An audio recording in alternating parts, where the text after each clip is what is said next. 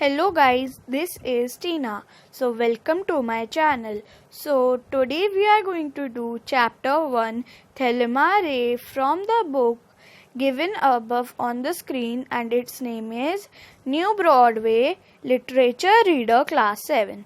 So let's get started with the box, and before starting let me tell you that the author of this chapter is Tisha Coiner.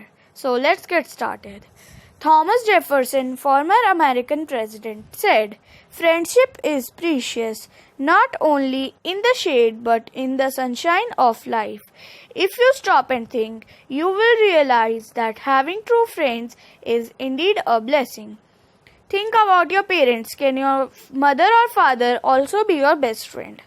तो यहाँ पर Thomas Jefferson, farmer American president, कहते हैं, friendship कीमती होती है जिंदगी की छाया और धूप में।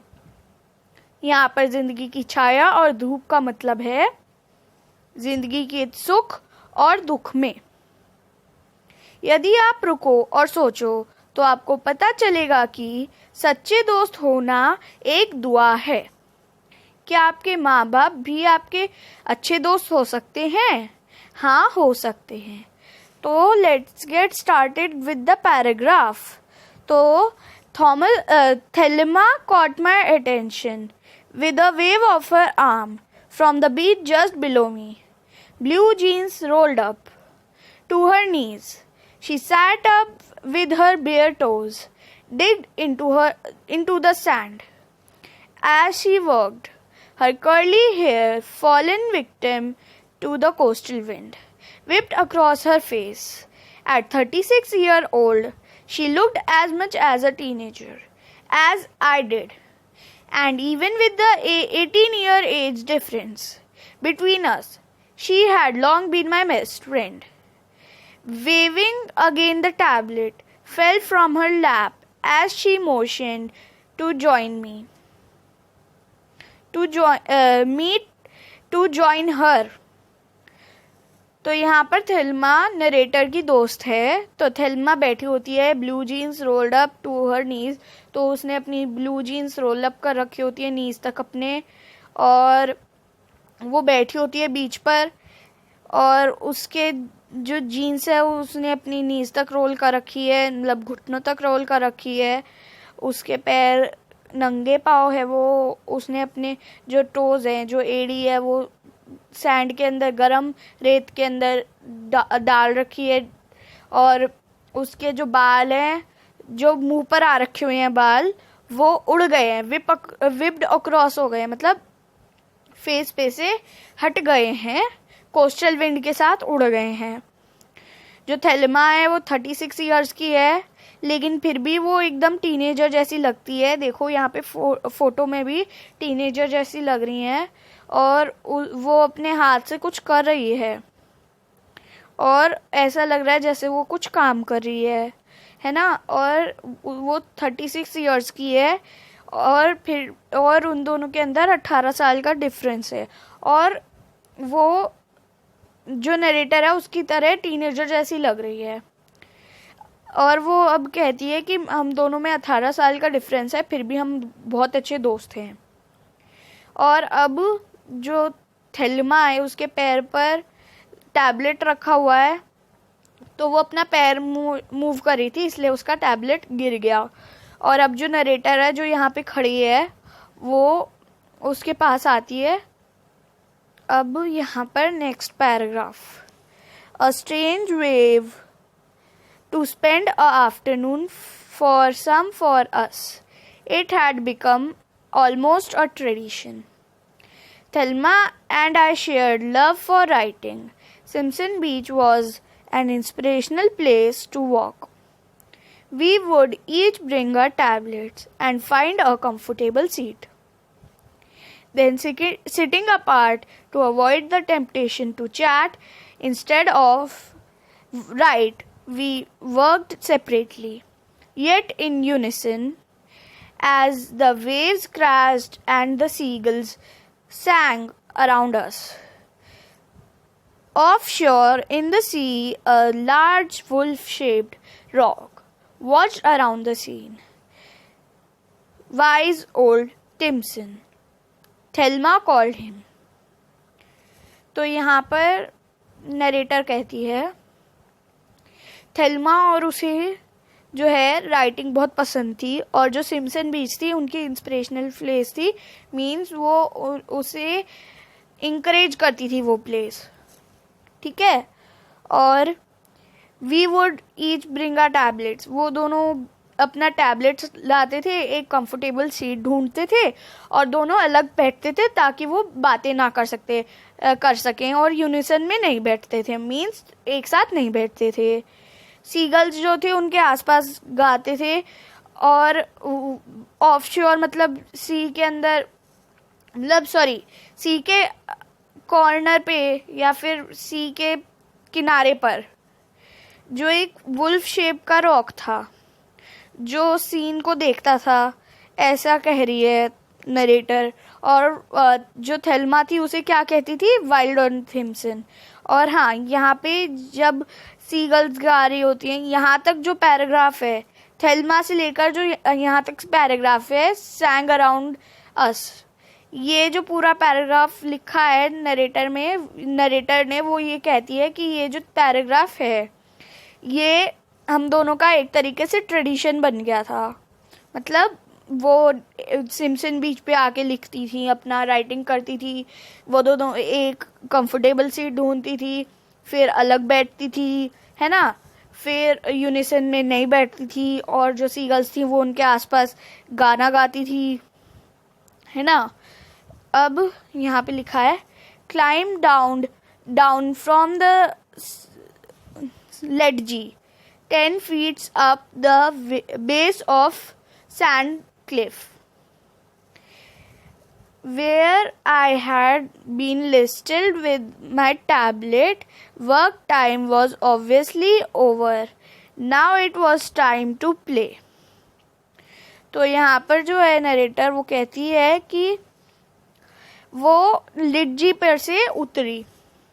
लिड्जी होता है एक फ्लैट पत्थर जो मोस्टली क्लिफ्स के ऊपर पाया जाता है। अब क्लिफ्स क्या होती हैं, ऊंचे पत्थर। क्लिफ्स क्या होती हैं, ऊंचे पत्थर। तो सैंड से बना हुआ था, रेत से बना हुआ था वो पत्थर, वो जो कि 10 फीट ऊंचा था, और वो एक लिड्जी जैसा था, मतलब उसके ऊपर एक लिड्जी थी, एक पतला सा फ्लैट पत्थर, ठीक है। और वो वहां पर निस्टिल्ड हो गई थी, ठीक है। अब वो वहां से उतर गई, ठीक है। तो निस्टिल्ड हो गई थी मतलब कंफर्टेबली बैठ गई थी, और अपने टैबलेट के साथ वो नीचे उतरी। और अब वो कहती है कि ऑब्वियसली उन दोनों का वर्क टाइम जो था वो ओवर हो गया। Now it was time to play. अब ये टाइम क्या था, खेलने का उन दोनों का, ठीक है। ये टाइम जो था उनका खेलने का था। I joined Thelma in the warm sand. Our tablets were soon forgotten as we ran along the water's edge, splashing in the waves. Like two kids, we threw pieces of driftwood into the surf and waited for them to come back. Then we headed off to visit the tide pools, located at the edge of rock cliffs. On the south side, of the beach, Thelma loved to gently poke the tiny anemones with her finger. I seldom dared touch them, but it was fun to watch them suck their sticky tentacles into a soft wad of color attached to a rock. Sometimes we also found starfish and tiny crabs, which would hold for a moment before releasing them to return to their pools. Every visit to Simpson Beach was full of discoveries, and it was always an afternoon well spent. यहाँ पर अब narrator कहती है कि वो Thelma को warm sand में join करती है, ठीक है। और वो दोनों अपने टैबलेट्स को भूल जाते हैं, वो पानी से खेलते खेलते वाटर एज तक पहुंचते हैं, जैसे दो बच्चे करते हैं, और वो दोनों थ्रू करते हैं क्या, ड्रिफ्ट वुड कहाँ पे, सी के अंदर, और वो वेट करते हैं कि वो वापस आएँ। फिर वो क्या करते हैं, वो हेड ऑफ करते हैं, मतलब जाते हैं टाइड पूल्स की तरफ। अब टाइड पूल्स क्या होते हैं, पत्थर के अंदर जो पानी इकट्ठा हो जाता है उसे कहते हैं टाइड पूल्स, जो कि लोकेट सिनसिन बीच में कहाँ पे लोकेटेड थे, वो कहाँ लोकेटेड थे, south side of beach. Thelma जो थी क्या, उसके अंदर क्या पाए जाते थे, सी एनिमोन्स, मतलब पाए जाते हैं, क्या पाए जाते हैं, सी एनिमोन्स। तो कभी कभार वो स्टारफिश और टाइनी क्रैब्स भी पाए जाते थे वहाँ पर, ठीक है। जो थेल्मा थी उसे क्या पसंद था, उन्हें जेंटली पोक करना, मतलब उन्हें जेंटली टच करना फिंगर्स से, ठीक है। और जो नरेटर है वो कहती है कि मैं बहुत मुश्किल से ही डेयरली टच देम, ठीक है, उन्हें बहुत मुश्किल से टच कर पाती थी।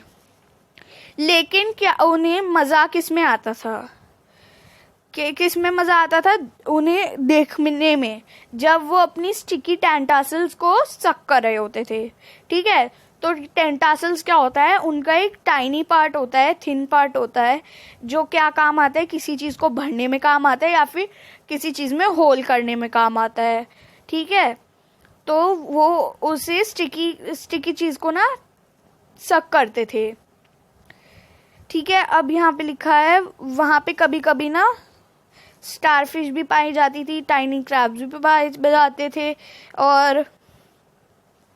और वो कभी कभार उनको अपने हाथ में थोड़ी देर के लिए पकड़ते थे और जल्दी से रिलीज कर देते पानी के अंदर, इन देयर पूल्स, उनके पूल्स के अंदर। टाइड पूल्स बताया ना मैंने, पत्थर के अंदर जो पानी इकट्ठा हो जाता है उसके अंदर वापस डाल देते थे। अब वो कहती है कि हर टाइम जब मैं सिम्सन बीच पर वापस जाती थी तो हम एक नई डिस्कवरी करते थे, नई खोज करते थे, वहाँ पर कुछ ना कुछ नया होता था उनके साथ। और वो कहती है कि हम हमेशा हमारी एक अच्छी आफ्टरनून वेल स्पेंड होती थी, अच्छे से हम वहाँ पर स्पेंड करते थे अपना टाइम। अब there was always many nights that we sat up until dawn just talking. It was no wonder we were best friends. We had so much in common, an affinity for Chinese food and soft music, the Origin Coast, and of course writing. Sometimes during our long talks, Thelma would got philosophical. ध्यान से सुनो, ये pronounce करने में मुश्किल है। क्या बोलती थी, मतलब इसे क्या बोलते हैं, फिलोसफिकल, मतलब थेल्मा फिलोसफिकल हो जाती थी, लाइफ के ऊपर वो बातें करने लगती थी। ये जो लास्ट लाइन है ये मैं नेक्स्ट पैराग्राफ के साथ पढ़ाऊंगी, क्योंकि ये नेक्स्ट पैराग्राफ के साथ रिलेट करती है। जल्दी से अब हम ये पैराग्राफ समझ लेते हैं। और अब वो कहती है कि हम दोनों क्या करते थे, रात भर बातें करते रहते थे, और डॉन कब हो जाती थी हमें पता नहीं चलता था। इसलिए नरेटर क्या कहती है कि देयर इज़ नो वंडर, कोई वो बात नहीं है कि हम बेस्ट फ्रेंड्स थे, कोई नहीं कह सकता कि हम बेस्ट फ्रेंड्स नहीं हैं, ठीक है। There is no wonder we were best friends, ठीक है।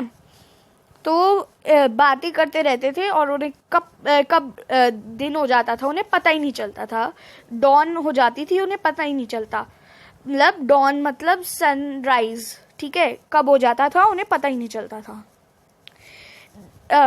और उन दोनों को बहुत सारी चीज़ें पसंद थी, इन कॉमन, ठीक है। अब इफिनिटी क्या होता है, ये वर्ड है इफिनिटी, ठीक है। तो इफिनिटी क्या होता है, इफिनिटी होती है like for the same thing, मतलब उन दोनों को सेम क्या क्या चीज़ें पसंद थी, Chinese food, soft music, Oregon coast, and of course writing पसंद थी उन्हें। Sometimes during our long talks, हाँ अब वो कहती है कि जब हम लंबी लंबी बातें करने लगते थे ना तो थेल्मा फिलोसफिकल हो जाती थी, और लाइफ के ऊपर बातें करने लगती थी। ठीक है, अब हम यहाँ पे चलते हैं। She taught me that every now and then grown ups do say things worth listening to. It's better to have it and not need it than to need it and not have it. She often said it was just one of in countless axioms she was fond of. I don't know whether she made the little phrases up or if she read them somewhere, but even today they echo through my mind at just the right moment. तो अब वो कहती है कि जो बड़े लोग होते हैं, ग्रोन अप्स होते हैं, वो हर रोज़ मतलब आज कल बताते रहते हैं, लाइफ के ऊपर कुछ कुछ सिखाते रहते हैं, तो उसे सुनना अच्छी बात है, मतलब वर्थ लिसनिंग इट, उसे सुनना सही बात है। ठीक है, अब यहाँ पे it is better to have it and not need it than to need it and not have it. तो सबसे पहले तो मैं ये बता देती हूँ, इस स्टोरी के अंदर एक दो ऐसी चीज़ें हैं जो असलियत में हमारी लाइफ में काम आती हैं और लाइफ में काम आएंगी। तो हाँ, अब हम शुरू करते हैं, स्टोरी पर जाते हैं हम स्टोरी पर। तो it is better to have it and not need it. तो वो कहती है कि जो बड़े लोग बताते हैं वो सुनना सही बात है, मतलब उसे हैव करना ज़रूरी है अगर हमारे को नीड भी नहीं है। अब वो कहती है than to need it and not have it.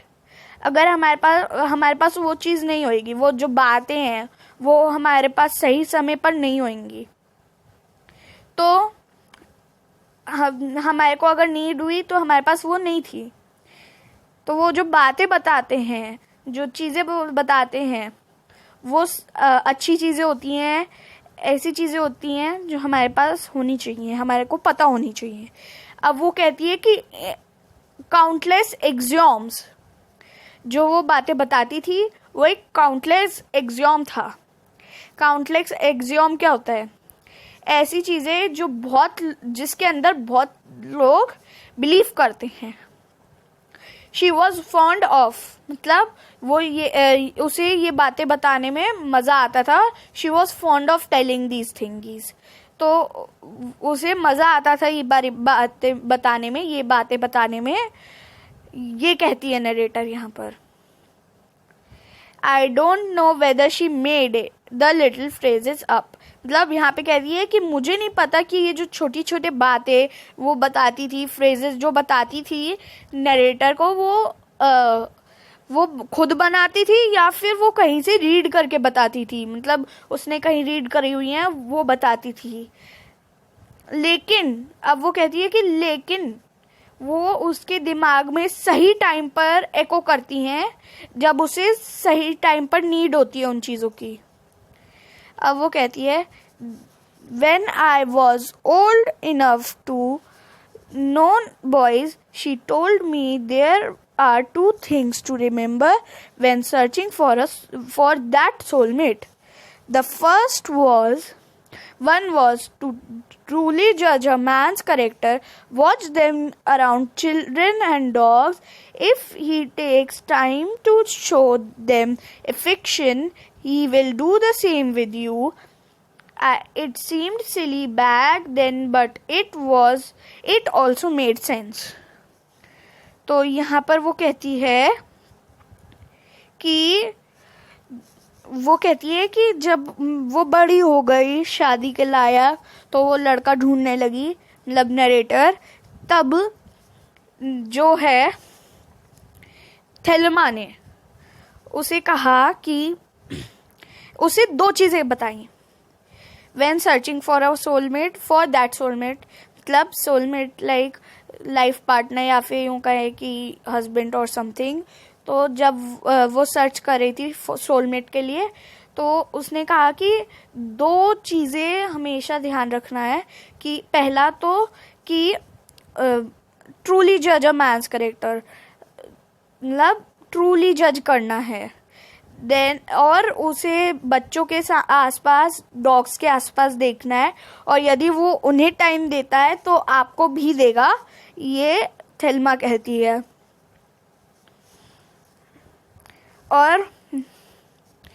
और वो कहती है नरेटर कि मुझे लगा कि ये सिली चीज़ बता रही थी थेल्मा, बट वो सेंस भी बनाता है। Next, second she said, you will never find a perfect man, so find one with faults you can deal with. तो सेकेंड थेल्मा ने क्या कहा? You will never find a perfect man. तुम कभी भी एक परफेक्ट मैन को नहीं फाइंड कर पाओगी। You can never find a perfect man, ठीक है, but find one with faults you can deal with. लेकिन ऐसा मैन ढूंढो जो जिसकी फॉल्ट्स आप डील कर सकते हो, ठीक है। I wonder at the time if she ever thought about looking for her soulmate. Years before, she had lost her husband of 10 years in a logging accident. She had been single ever since. तो यहाँ पे वो कहती है कि narrator कहती है कि वो ये चीज़ें मुझे बताती है, लेकिन मैं सोचती हूँ, आई वंडर, कि वो उसने अपने लिए कभी क्यों नहीं सोलमेट ढूंढा, कभी अपने लिए क्यों नहीं सोचा। बहुत साल पहले she lost her husband of, मतलब वो जब 10 साल की थी, 10 साल पहले उसने अपने हस्बैंड को खोया एक लॉगिंग एक्सीडेंट में। लॉगिंग एक्सीडेंट होता है जब पेड़ कट रहे होते हैं, तो उस एक्सीडेंट को लॉगिंग एक्सीडेंट कहते हैं। She had been single ever since, तो उसके बाद हमेशा वो सिंगल रही। I finally met the right person and at 25 I got married. Thought the time that Thelma and I spent together. Listen, we always stay close. Earlier in my marriage, I had a daughter, and Thelma was with me in the delivery room. I named her Tessare, giving Thelma's middle name. I will never forget Thelma's beaming face as she repeated the baby's name over and over again. तो इस paragraph का मतलब है finally met the right person. हाँ, तो narrator कहती है कि मेरी शादी हो गई, वो फाइनली एक राइट पर्सन को मतलब उसे एक राइट पर्सन मिल गया फाइनली, और वो मैरिड हो गई, मतलब शादी हो गई उसकी।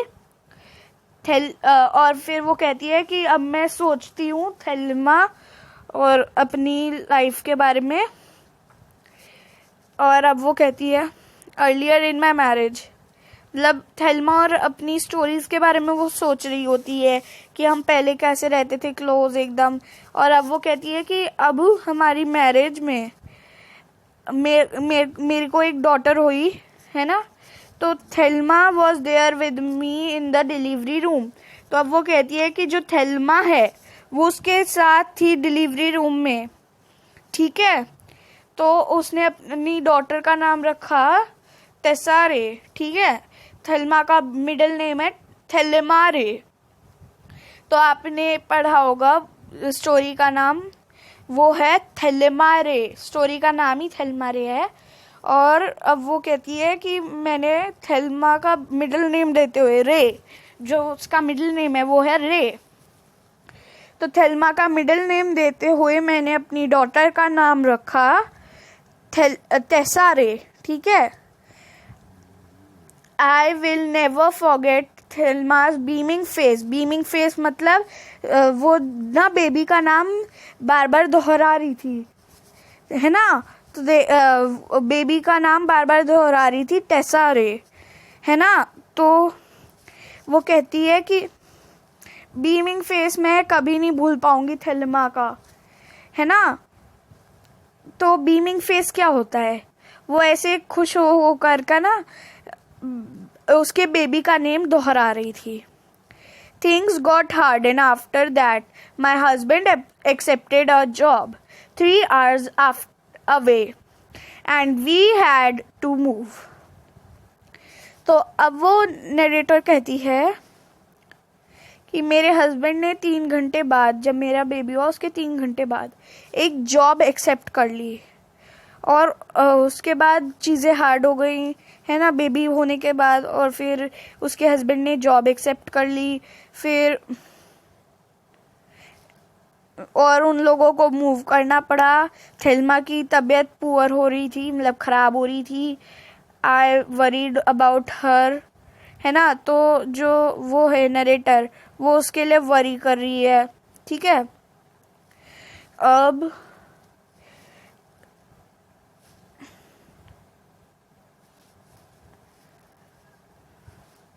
तो वो रोज़ डेली उसके लिए वरी करती है और हम दोनों फेथफुली टच में रहते हैं. I tried to coax her into moving closer by she but she refused. Then one day, मतलब वो कहती है कि मैंने थेल्मा को बहुत कहा कि हमारे पास आ जाओ, हमारे पास शिफ्ट हो जाओ, लेकिन थेल्मा ने मना कर दिया. She refused. Then one day, एक दिन उसने उसे कॉल किया. कहाँ से? हॉस्पिटल से उसने कॉल किया और वो कहती है कि मुझे कैंसर टर्मिनल है. चलो हम पैराग्राफ पढ़ते हैं. It was cancer terminal because they hadn't caught it in time. The phone nearly dropped to the bakery's floor and I flumbled in shock to keep it to my ears. Those words thundered through my head. ठीक है. तो अब narrator कहती है कि उसे cancer हो गया, कैंसर टर्मिनल. अब टर्मिनल क्या होता है? कैंसर की लास्ट स्टेज, जब बंदा कभी भी मर सकता है. तो आपको पता है कैंसर क्या होता है? कैंसर एक बीमारी है, मेरे को पता है, आई एम नॉट श्योर सबको पता होगा, लेकिन फिर भी मैं एक बार समझा देती हूँ. तो कैंसर ऐसी बीमारी होती है जिसके अंदर स्टेज होती हैं, लाइक टाइप ऑफ स्टेज होती हैं, बहुत सारी स्टेजेस होती हैं. तो जो नरेटर, मतलब सॉरी थेल्मा है, उसको लास्ट स्टेज हो गई. ठीक है. तो उसे कैंसर हो गया और डॉक्टर्स उसे सही टाइम पर कैच नहीं कर पाए. तो फोन वो कहती है कि मेरा फोन जो है मतलब नियरली ड्रॉप्ड. जो बेकरी के फ्लोर पे ना, उसका फोन नियरली ड्रॉप्ड है ना. तो यहाँ पे वो कहती है कि मेरा phone nearly dropped on the bakeries floor है. तो वो कहती है कि मेरा फोन, मतलब ये बातें सुनकर जो थेल्मा ने उससे कही, ये बातें सुनकर वो शॉक हो गई, फ्लम्बल्ड हो गई. फ्लम्बल्ड प्रोनाउंस करने में मुश्किल है. फ्लम्बल्ड का मतलब होता है कि वो मुश्किल से बोल पाई थोड़ी देर के लिए. क्यों? क्योंकि वो शॉक हो गई थी. वो अपना फ़ोन अपने कानों के पास नहीं रख पाई और वो जो वर्ड्स थे वो उसके पूरे दिमाग में गूंजने लगे, थंडर करने लगे इन हर हेड. ठीक है. I am on my way, I heard my self whisper. तो नरेटर कहती है कि थेल्मा मैं आ रही हूँ, आई एम ऑन माई वे, मतलब मैं अपने रास्ते पर हूँ. वो अपने आप से कहती है कि I heard my self whisper. तो वो अपने आप से विस्पर करती है कि हाँ थेल्मा मैं आ रही हूँ. उसके पास हॉस्पिटल में फिर वो जाती है. तो हम आगे पढ़ते हैं. Can you bring some of those lemon filled donuts? She answered. Pictured her dancing blue blue eyes blending. तो उसकी जो डांसिंग ब्लू आईज थी वो मतलब ब्लेंडिंग मतलब एक इमोशनल रुख देना. और फिर वो स्माइल करती है narrator. Pictured her dancing blue eyes blending. तो नरेटर कहती है कि मेरी जो आईज हैं डांसिंग ब्लू आईज, वो डांसिंग करने लगी, मतलब डांस करने लगी, टाइप ऑफ वो इमोशनल हो गई। ब्लेंडिंग मतलब इमोशनल लुक देना, क्योंकि उसने सुना कि जो थेल्मा है वो किसी से कह रही है कि can you bring those lemon filled donuts. तो अब हम आगे पढ़ते हैं। The hospital was quiet when I arrive but Thelma's room was full of beeps, buzzers, and strange faces. I put on a brave face and I walked into her room. There was Thelma, her usual vibrant self, sitting high in the bed and teasing the nurses. Next thing I knew, she was lecturing me about keeping positive. तो यहाँ पर hospital में पूरा hospital quite होता है। वो evening में आती है हॉस्पिटल में और वो थेल्मा के रूम में घुसती है, जो पूरा रूम बीप्स, बजर्स और स्ट्रेंज फेसेस, मतलब अजीब अजीब फेसेस से भरा था।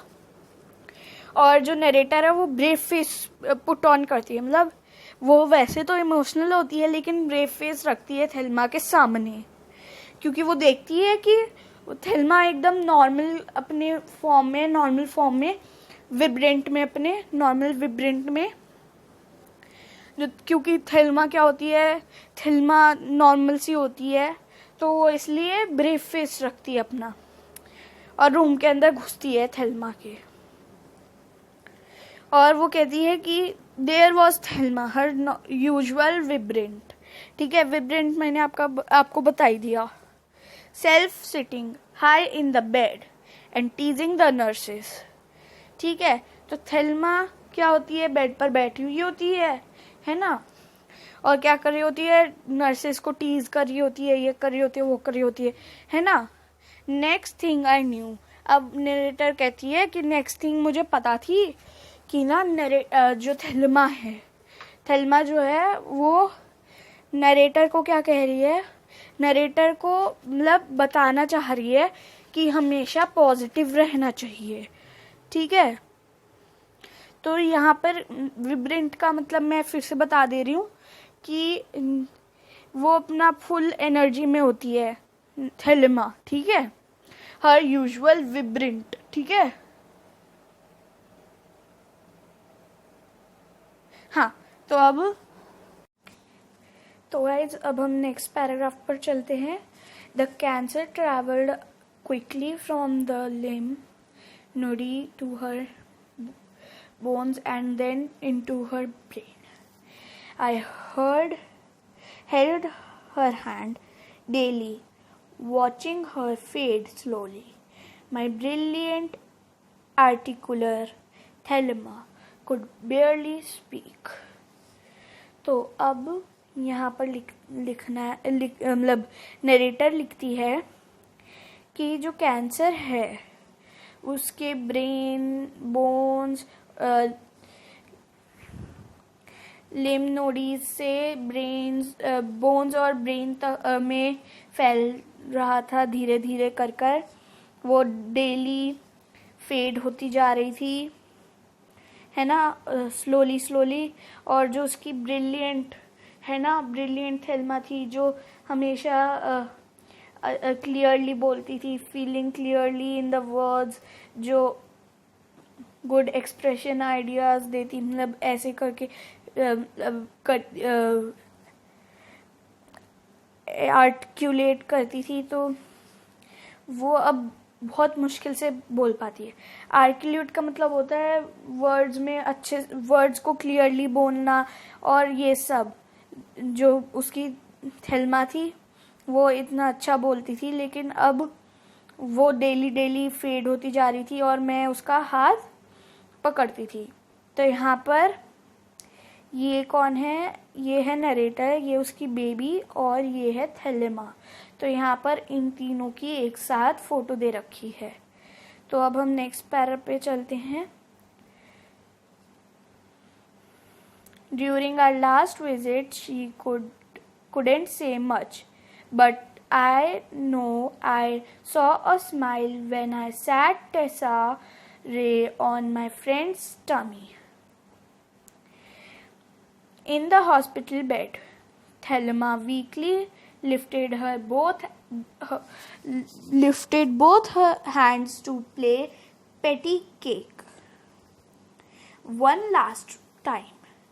Then I retold old stories of Simpson Beach to eyes so blue and now so hollow.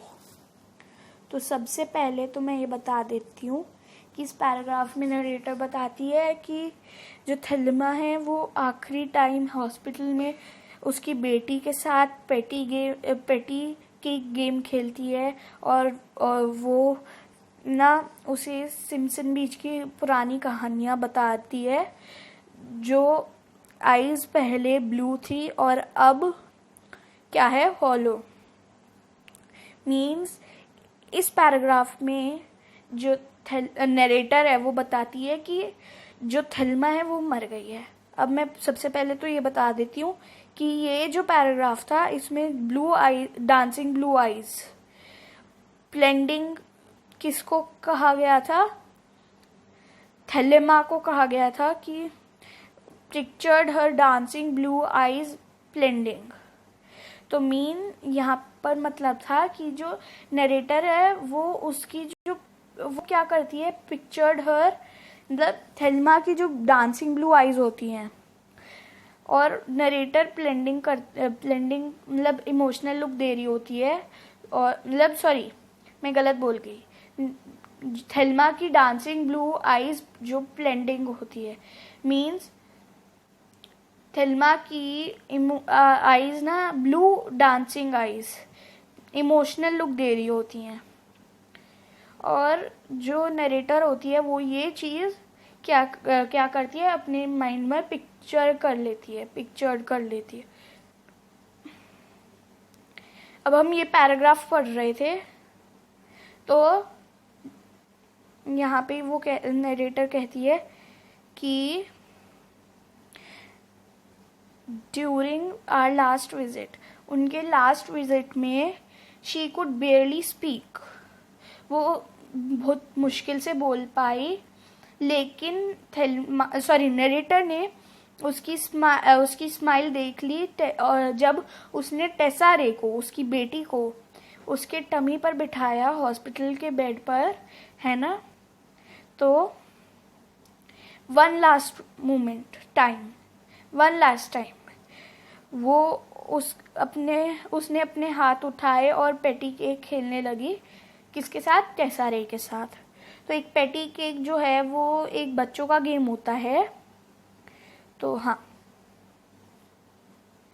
अब वो कहती है कि मैंने लास्ट मोमेंट उसे बेड पे मतलब थेल्मा के बेड पर बिठाया, और उसने लास्ट मोमेंट पेटी केक किसके साथ खेला? थेल्मा के साथ खेला। तो अब वो नरेटर कहती है कि सिम्पसन बीच पर मतलब सिम्पसन बीच की कहानियाँ थेल्मा को वो बताती है, और अब जो हॉलो हो गई हैं। Now I embrace those memories.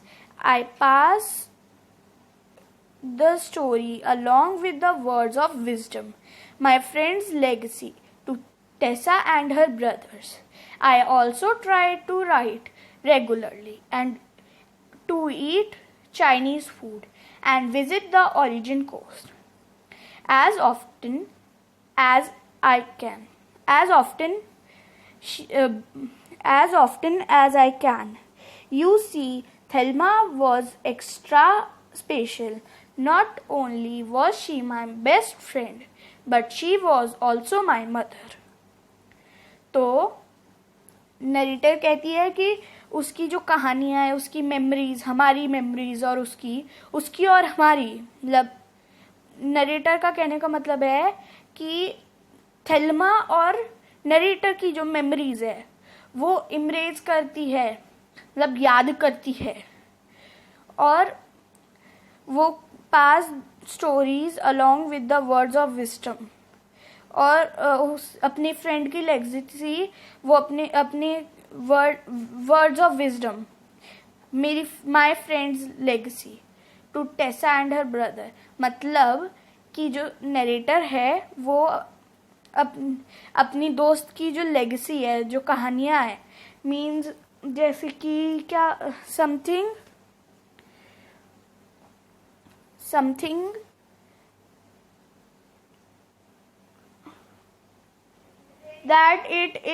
that is given to you by somebody when they die, means उसकी पुरानी कहानियाँ, ठीक है। तो इट इज़ क्लियर कि जो थेल्मा है वो मर गई है, ठीक है, और वो अपनी दोस्त की कहानियाँ टेसा और उसके भाई को सुनाती हैं, और वो कहती है कि अब मैं ट्राई करती हूँ कि मैं रेगुलरली लिखूँ, रोज़ चाइनीज़ फूड खाऊँ, और ओरिजिन कोस्ट विजिट करूँ, and as often as I can, मतलब जितना ज़्यादा वो ये सब कर सकती है वो करे। मतलब ये जो चीज़ें थी वो थेल्मा और उसे पसंद थी, मीन्स नरेटर और थेल्मा को पसंद थी, तो इसलिए वो ट्राई करती है कि वो ये चीज़ें कर पाए।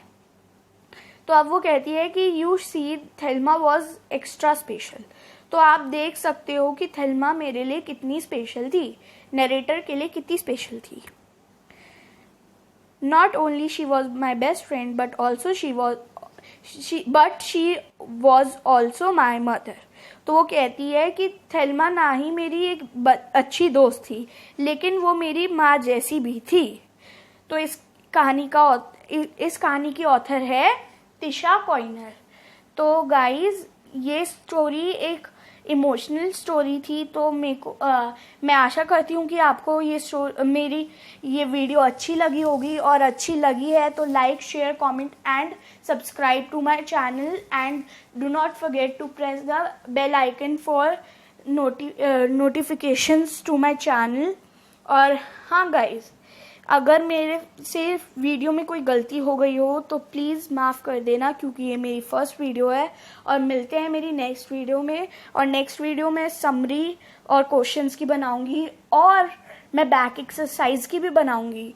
तो मीन्स मैं इसकी बैक एक्सरसाइज आपको एक्सप्लेन करूंगी, और क्वेश्चंस मैं आपको नए दूंगी, और मैं इस स्टोरी की एक समरी भी आपको दूंगी, ठीक है। तो मिलते हैं नेक्स्ट वीडियो में। Bye bye, stay home, stay safe, जय हिंद।